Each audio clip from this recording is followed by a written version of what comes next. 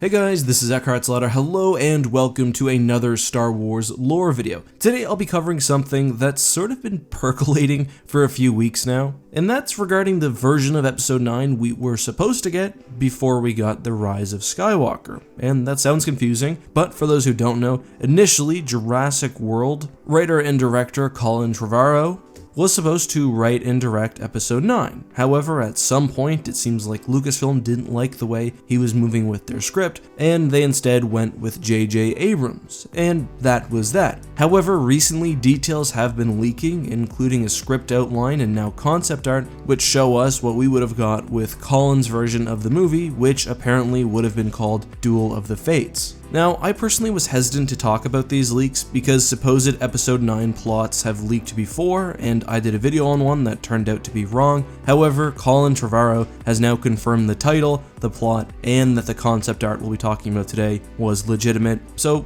let's take a brief look at the topic of today's video. I won't go fully into the plot leak because that's something for an entirely different video, but there's definitely a lot of cool stuff in there, including an appearance of the planet Kuat, Coruscant being the stage for much of the movie, the presence of the Eclipse Super Star Destroyer, probably not the Eclipse from Legends, but Palpatine's flagship, the Eclipse from canon, and a lot more. However, personally, it's the concept art that really blows me away. The central plot point in the movie would have been the First Order occupation of Coruscant, and wow, a lot of the stuff here is really interesting. We see citizens beneath the city painting basically stolen AT-STs and First Order walkers to rise up against their oppressors. According to the scripts, this sequence would have been before a massive battle which would have taken place both in space and on the planet proper. We see in a very striking image a resistant soldier being executed by a sort of light guillotine in front of massive crowds, and there are a couple of images of the battle actually beginning, including Finn leading a revolution within the Coruscant Undercity, which I personally think would have been an excellent trajectory for his character arc. Either way, many of the images have one central thing: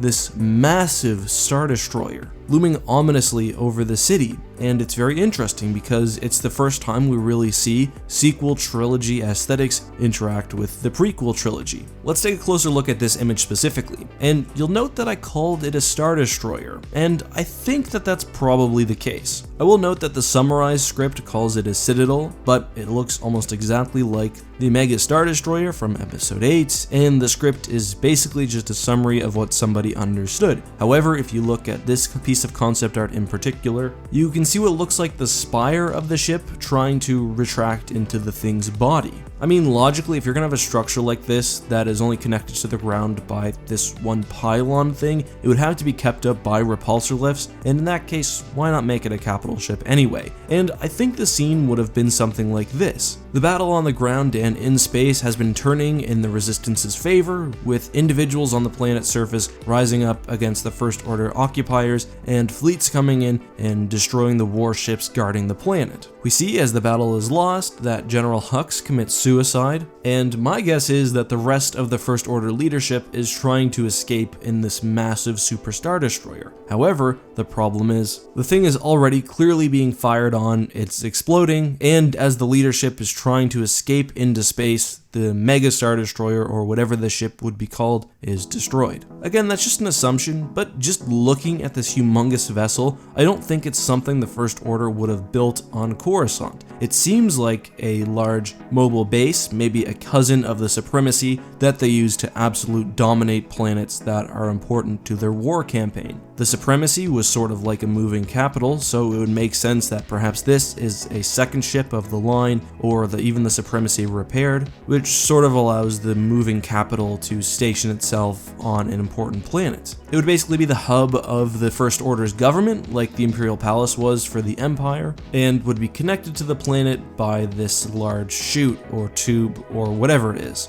Then destroying it, presumably at the end of the movie, is a massive blow against the First Order. I actually like the name Citadel, maybe a Citadel class dreadnought or something if it's meant for this specific purpose. Either way, I'm doing a lot of speculating here and I don't want to get too off the rails, but but I am curious to hear whether you guys believe in my sort of prediction, or whether you think this was actually a permanent structure on the planet of Coruscant itself. Also, what do you think of these leaks? Do you like what I've talked about so far better than The Rise of Skywalker? Do you like Palpatine coming back in The Rise of Skywalker, which wasn't present in this script idea? Let me know all of that and more down in the comments. I will say, just personally, there's a lot about the script I do like. I like going to Kuat, and that's very fan servicey, so it's not unexpected that I would like that. I really love prequel elements being brought into the sequel trilogy, like Coruscant, because as I discussed in a prior video, that's almost totally ignored when it came to episode 9, but some of the stuff is a little on the nose. For example, Rey with this double-bladed lightsaber in the clear Luke outfit would have been a bit much. Apparently, there also would have been a journey to Mortis in the movie,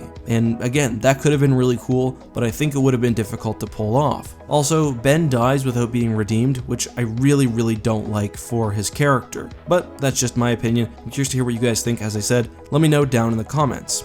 Today's question comes from someone whose name I don't know how to read, and they ask whether the Rakata are extinct. So most of the Rakatan species did go extinct when they stopped being able to use their technology. Many of them died in infighting, some of them through slave revolts, and in fact we do know that most Rakatans did in fact die, and that the species as a whole was very nearly wiped out, if not totally wiped out. However, there are also rumors of a few worlds in the unknown regions which still house the descendants of former Rakatan colonies. So there are probably still a few Rakatan left in the galaxy, however they've basically changed into an entirely different species by this point. KOTOR also shows us Rakata on the planet Lihan, however those apparently died off after the game. Anyway, thank you for the question. If you guys have something you'd like me to address at the end of a future video, make sure to subscribe and turn the notifications on, so if I do answer your question, you don't miss the video, and leave me a comment down below with the hashtag AskEck. The hashtag is important because that's how I find questions in the YouTube studio.